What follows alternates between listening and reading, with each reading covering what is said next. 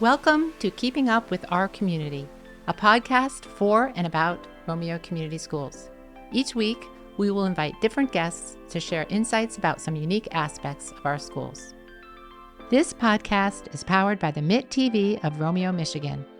If you're looking to start a podcast for your business or personal use, look no further than MIT TV. Their in-studio podcast experience allows you to record perfect audio and capture amazing video. That's all right here at the MIT TV of Romeo, Michigan. Contact them now via email for a free consultation and schedule a visit at mit.tvpodcast@gmail.com. That's mitt.tvpodcast@gmail.com. Hello, my name is Marianne Brush, and I'm the Communications and Marketing Supervisor for Romeo Community Schools. It is my pleasure to introduce episode 28 of the Keeping Up with Our Community Schools podcast. In today's episode, we will hear from educators on how to prevent summer slide. I will now turn it over to Rob Murray, Executive Director of Teaching and Learning, to host this episode, beginning with introducing our guests.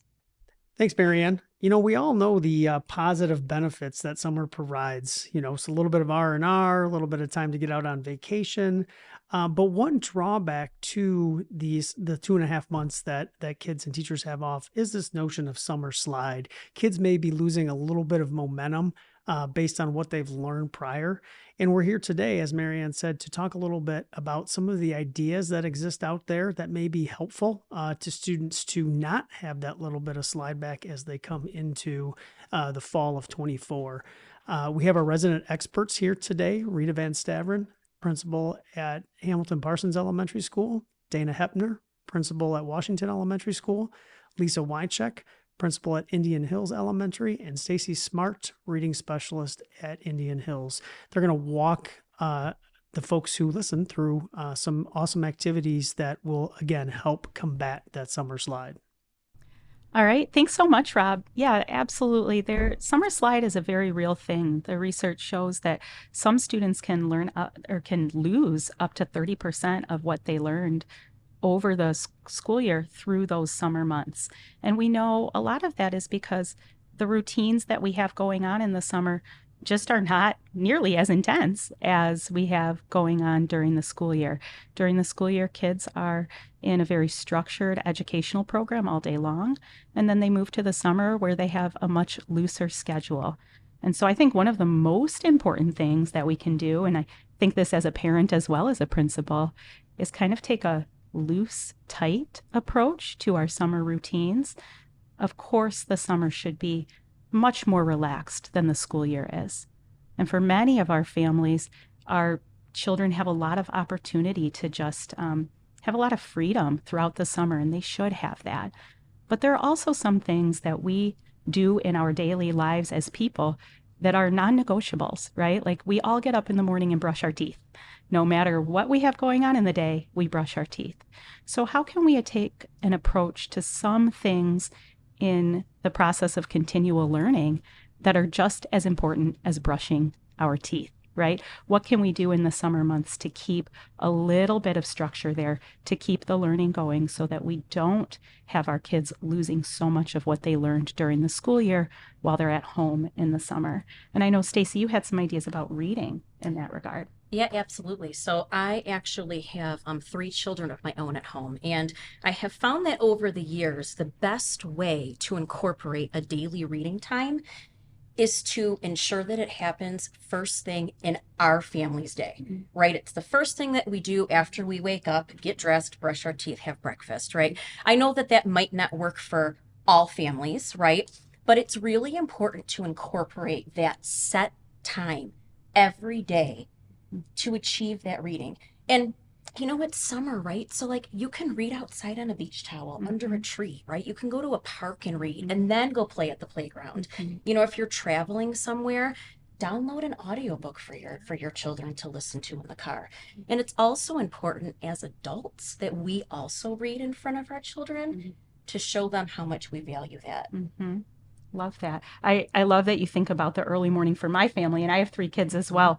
The time that works best for us every day for that summer reading is kind of that midday downtime like they've gotten up, they've been outside for a few hours. Now Ready for a break. they're Yeah. whipped. They're coming in. They're saying they're ready for lunch. Okay, read for 15 minutes while I fix your lunch. But you're right. It's, I think, finding that flow Yeah. that works for your family Yep. and then sticking to it. Yes. Yeah, Yeah. absolutely. And I think a lot of kids are kind of used to having that down reading time because I know we do that quite often at school as well. Yeah. So, that's a nice connection to Yeah. being able to, like, you've had some strenuous activity and some physical play. Now let's just bring our bodies down a little bit and open up our minds.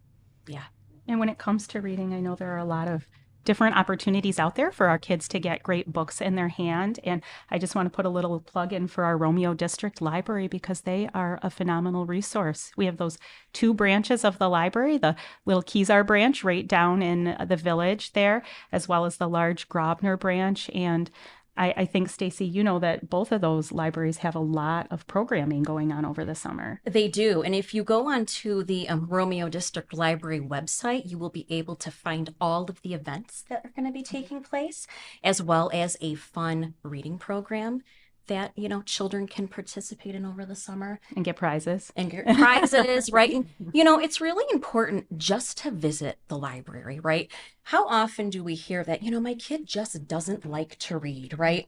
And very often my response to that is, well, they just haven't found that book that hooks them in yet, that series, right? So when you go to the library over the summer, of course, have your children pick out their favorite authors, but also challenge them to try to find something new, right? This week, you can get one of your favorites, but we're also going to check out this new author, or, let's explore into this new genre this week to see if it opens up a different door for us. Yeah.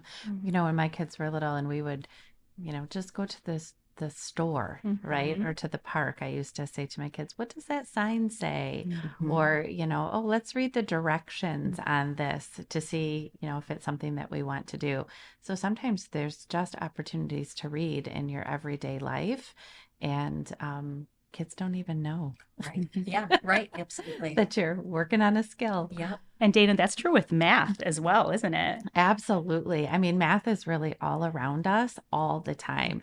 So I think if we just focus, a little bit of intentionality to look for that, it's pretty simple to keep numeracy alive during the summer.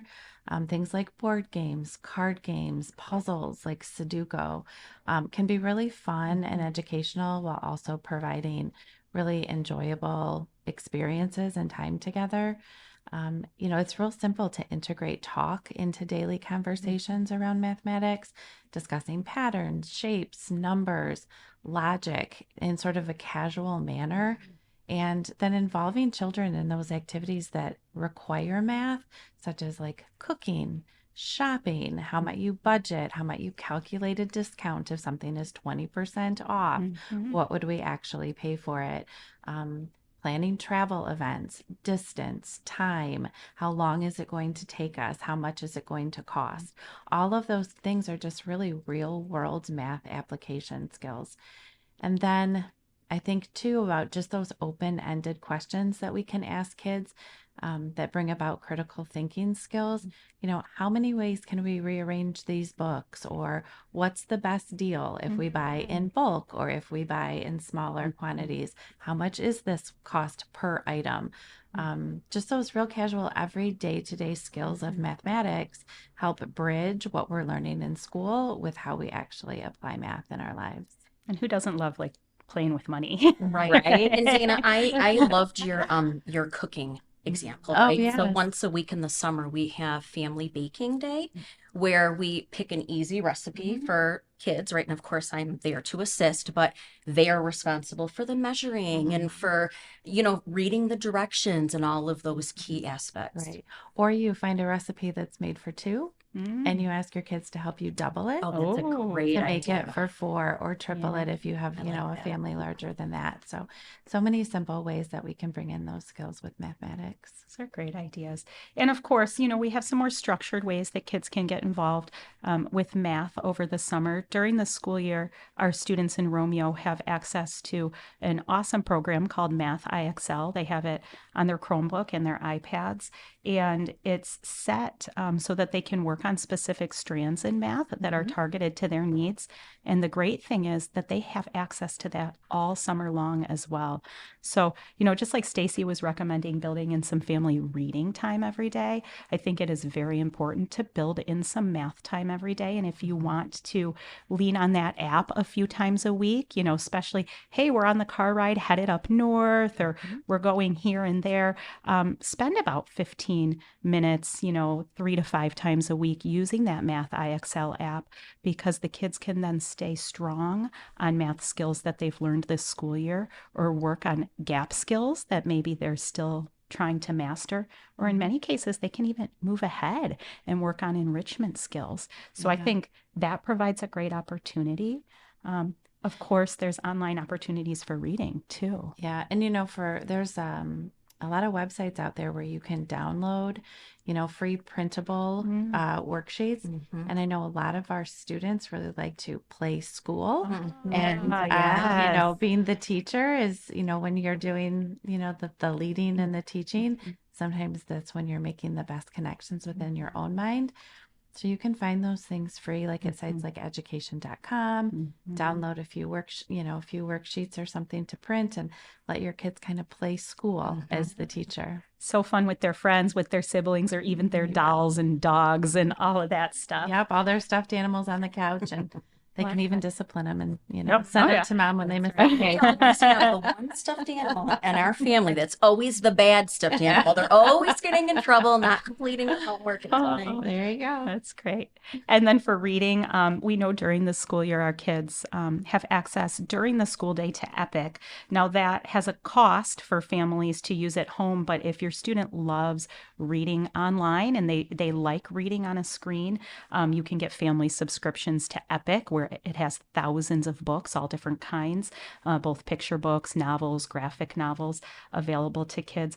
But also, I'm going to head back to that library again, because our library also has a wealth of digital resources, digital texts that you can check out for free. So, reading on an iPad, reading on a Chromebook, has its pros and cons. It's certainly great, though, for a long car ride or other times when, if the screen is a way that your child likes to learn. Yeah. And Rita, I know you were interested in talking about screen time a little bit, because sometimes our kids can get too attached to that screen. Yeah, they do love it. And I think sometimes it is a form of their downtime. Like when my kids come home from school, I feel like that is their time just to kind of chill and veg. But at all times, it needs to be limited. And I was, I think it's important that we know like what, the professionals say at American Academy of Pediatrics says an hour a day for our kids' age level. The same with Mayo Clinic. Like there's research behind it, because too much is not good. So to be mindful of that. But there are some really cool things that our kids can have exposure to, when using screen time, whether it's like virtual field trips or things that they may not get their exposure to. And because, with our new curriculum that we're diving into, we're learning such a wide range with CKLA, and for them to kind of like tap into some of those curiosities that they have, like, using the devices they have, I think that, they can make some of those connections and answer some of the questions and curiosities that they may have. But again, like limiting that time. And for my kids, there's 4 little ones at home, like they need the timer on. Like just that alone is helpful. Like whatever you set it at, when they hear it go off, we ask Alexa, and they know like that's time to get some fresh air, to get their bodies moving. And I do think like being mindful of screen time prior to bed, there's also been research that says like that is not good for their peace of mind. It can cause, it can connect to their dreams in a negative way. So like, it's our job to protect our babies from things and from their thoughts too. So like what they're putting in, we want to make sure that it's healthy when they are on screen time as well. Like being mindful of like watching them, viewing them, making sure that it's appropriate. Like sometimes we assume like, oh, it's kid filtered. It's not always you're filtered though. Like the standards that, may be filtered on the device is very different than my standards. So like make sure you're doing a check-in and seeing what's and what your kids have looked up to. That's like super important, because it's kind of scary. Like they can have access to things that you would be very uncomfortable with, and it's our job to protect them and make sure that they're exposed to things that are developmentally appropriate for them. But it can also be an awesome usage of having them tap into things that they've never had exposure to. I think of students that I would have when I was a teacher, and if they never saw like a zoo animal, and I just felt like, oh, they haven't had that exposure yet. But at the same time, like they were able to see that, through, their device, but at the same time, seeing in person is such a treat too. Did you want to talk a little bit about field trips? I mean, field trips, man, what a win-win, right? A great way to help keep kids engaged. But really, it's just disguised as kind of a fun day out with mom or dad or really any caregiver. Yeah. But is actually such a great learning opportunity. We're so fortunate to live in the Metro Detroit area where we have so many resources available for ideas for field trips and places to get our kids out and learn about the world around them. Science centers, planetariums are great ways to explore biology, physics, space, technology. And also kind of a perfect spot to engage kids in those mathematical conversations we were talking about earlier. Rita said, our zoos or aquariums offer kids a chance to explore their curiosity about animals, habitats, conservation efforts. We have a lot of local nature preserves. We have farms, we have orchards, botanical gardens around us where they can learn about plant species and ecosystems. Lots of times there's national parks or wildlife sanctuaries, or those nature reserves that have like rangers where they'll take kids on a guided tour, and it's a great place for kids to ask questions and really just be curious. We also have lots of history museums, historical sites where history is brought to life through exhibits, reenactments, and tours. And factory tours are a ton of fun, but also with our amazing, surroundings, we have exposure to so many cultural festivals or cultural heritage celebrations. And so, there's usually some really great food at those events too. So you can learn a little bit and get some great lunch and try some new foods as well. So, overall, just selecting a variety of places to take your kids, you can help keep them engaged and learning throughout the summer while really making it, fun for them and building some amazing family memories along the way.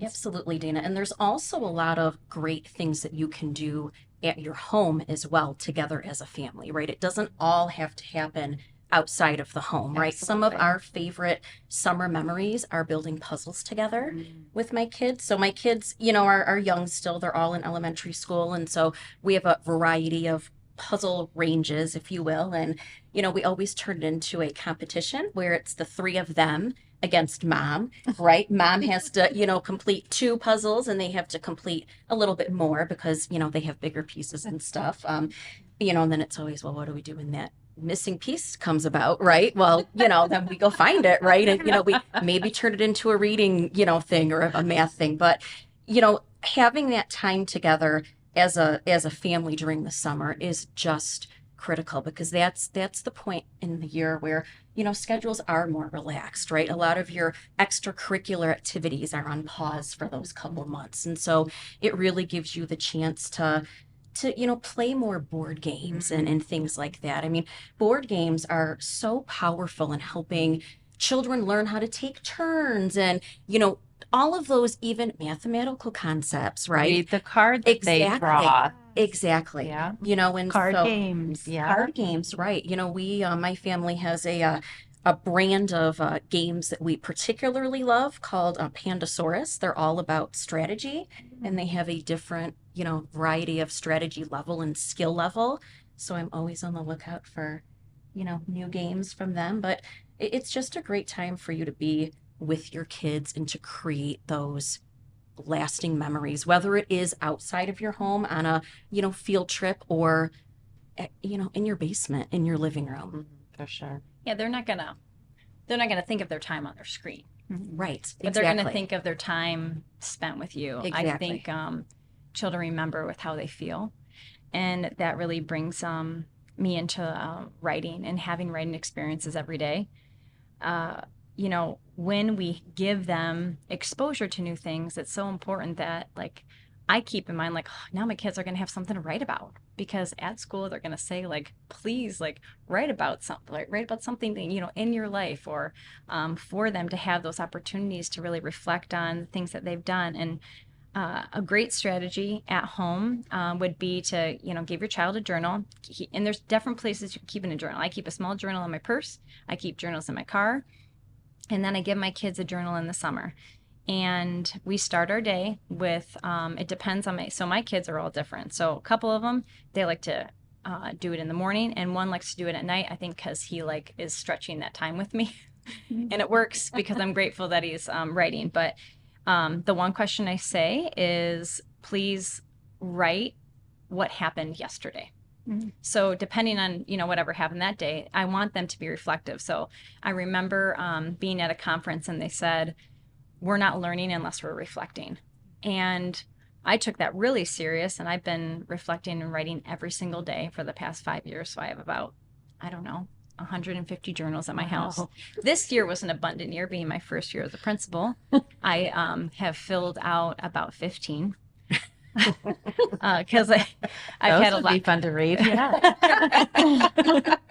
And even Dr. Robinson knew that I was a journaler, and that was the first thing he gave me. So I filled that up in the first 2 weeks. But having them write about what happened the day before, and I don't give them a length of time, but at the end of the summer, they have this captured experience of things that have happened, and some things I really want them to remember, and I want them to write it down. That was awesome. So my mom, they call her Sito, and they asked my mom and my dad if they would do a cannonball off our dock, and she did, and they laughed so hard they couldn't believe she did it. And it was they just said that morning, oh, I don't know what to write about, and I was like, did anyone see Sito's cannonball? That is worth the story in itself. So just to keep that in mind, that their experience, there is something that happens every day that they can put in writing. And, you know, then there's times too where you can lean and be like, well, how should a sentence start? It should have a capital. And how should, you know, even if you're just, you know, ending with that punctuation and starting with the capital, you're kind of giving them little nuggets that are going to benefit them down the road. And to care, I call it, don't be a careless writer. You know, don't be sloppy about it. We should care about the moves we make, even when we're writing. I mean, that matters. So just planting those seeds, and again, it's not rigorous, but I look at it as the purpose behind it is, I don't want you to forget your experiences in your life. And some are really awesome, and some we learn from that aren't so great, but there's something to write about every day. So, and in addition to that, if they're challenging me, because they will, they're not going to want to do it all the time, or they're going to push back. When I hear that tone too, I'm like, you know, today it's a good day for you to write about what you're grateful for, because you have a lot of good going on. And just to frame their positive thinking too of, you know, I mean, we have a beautiful community here in Romeo, and I believe our kids are very, very fortunate. And it's sometimes, I don't know if we swim in it enough. So just to remind them, what are you grateful for? There's something we can all say of something that we care deeply about, and to put it in writing helps us remember that too. Rita, I really liked your, you know, how your own children reflect on their favorite memories, maybe from the day before. You know, you could even turn it into a scrapbook, right? At the end of the summer, you know, print off a couple of pictures for your kids to put in their journal. So now it's a real, you know, memory book of what happened in the summer of, you know, 2024. Yeah. What fun for them to go back and look at that 5 or 10 years down the road, or put out at graduation. Exactly. And, you know, from high school, all sorts of great ideas to do with that. Love that. And, you know, something we haven't talked about yet that I think provides such rich learning opportunity for our kids is ways they can get involved in STEM activities over the summer. You know, we often think of STEM as a class, science, technology, engineering, and math. but there are so many hands-on things that your kids can do over the summer to engage their brain, thinking in a way about STEM. And a lot of them are just with junk you already have at home. So, a big thing in STEM is having a challenge, designing something to meet that challenge, trying to stretch yourself. So, get out all those, plastic spoons and random, skewers and pieces of paper that you have, floating around in the junk drawers, and say, hey, with these random items, try to build the tallest tower you can, or try to build something that will help carry a tennis ball. Try to stack these cups and see, what's the best way to stack these cups that gets a tall tower. So kids love to build things. They love to make things. And when you are giving them that freedom of opportunity at home to create, and sometimes even putting a challenge around it, hey, have the siblings or the neighbors, compete against each other there in a friendly, fun way. That can be a great opportunity as well. Not to mention the fact that, again, I'm going to go back to some apps here, but our kids love coding, and we do a big coding unit during the school year, utilizing sites like Scratch and Scratch Junior. And a lot of times we hear from our children that they love to continue using those sites on their own because they've gotten really into coding. So that would be something safe you can have your kids do online if they want that screen time for a little bit in the summer. For sure. Mm-hmm. And, we've talked about so many things here, ways to prevent summer slide. And I know some folks listening are probably just thinking, okay, but I think my kid needs more than that. Sure. I think that they're, I see on their report card that they're struggling with some things. I know they've been struggling during the school year. Their teacher's been providing a lot of support for them. I don't want them to lose that level of structure over the summer that they need to keep moving forward. So beyond all these ideas, what else can we do?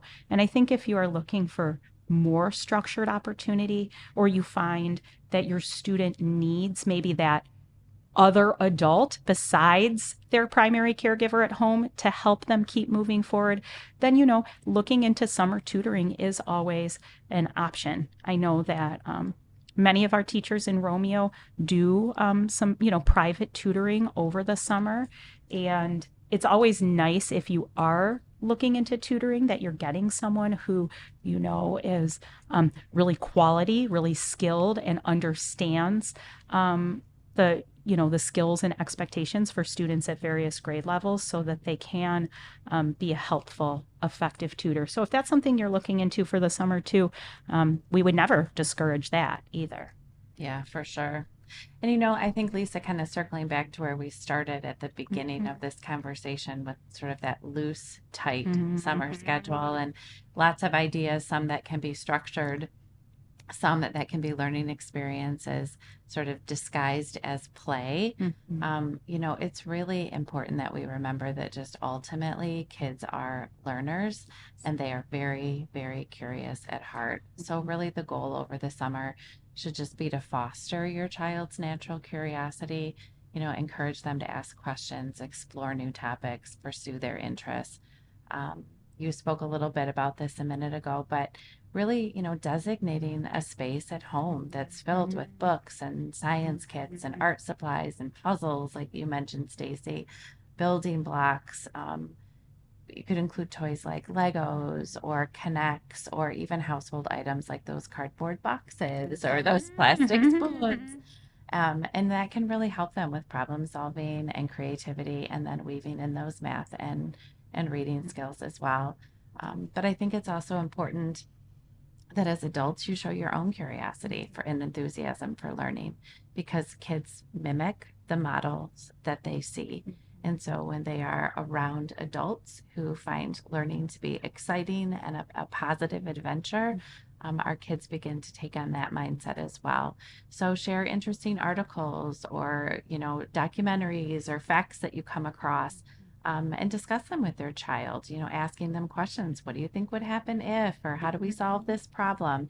And really just the work we do to lean into what our kids want to talk about, and by following their lead, you can really help, your child explore their curiosity and really make the most of their summer break. So excited for the summer ahead for all of our students. Yes. I really am too. I was thinking too, all of this takes time. And I think that's sometimes heavy on parents. Heart and mind is like the time it takes to nurture this with your kid. And, someone said something to me and it like really like resonated. And that was just like a little bit goes a long way. Mm-hmm. So keep that in mind. Like you're going to have a day full of, adventures and time with friends and time with family. But if you take, that 10, 20 minutes to really just focus on the academic needs of your kids, like that little bit, that intentional time goes a long way. So no, it's not like a full day event, but a little bit kind of keeps that slide from sliding. So keep that in mind. Yeah, absolutely. Well, we are wishing all of our families an amazing summer break. We all look forward, I think, to a little bit of downtime, and then August rolls around and we can't wait to get them all back in our building. And we'll be excited to hear of their summer adventures and how they spent their time. So thank you. Wow. Rockstar quality information from our principals and Stacy, the reading specialist. Thanks so much to Stacy and Lisa and Dana and Rita for really pulling back the curtain on some of the opportunities that parents and students are afforded during the summer that can prevent summer slide. I think Marianne's going to tell us a little bit about the podcast to come. Yep, absolutely. And thank you, Rob. And thanks again to our guests. And I'm sure our parents really will appreciate these tips. Up next, we will hear from 3 teachers who are not only new to Romeo Community Schools, but new to the profession as they reflect on their first year. Thank you for joining us, and tune in next week to keep up with Romeo Community Schools. This podcast is powered by the MIT TV of Romeo, Michigan. If you're looking to start a podcast for your business or personal use, look no further than MIT TV. Their in-studio podcast experience allows you to record perfect audio and capture amazing video. That's all right here at the MIT TV of Romeo, Michigan. Contact them now via email for a free consultation and schedule a visit at mit.tvpodcast@gmail.com. That's mitt.tvpodcast@gmail.com.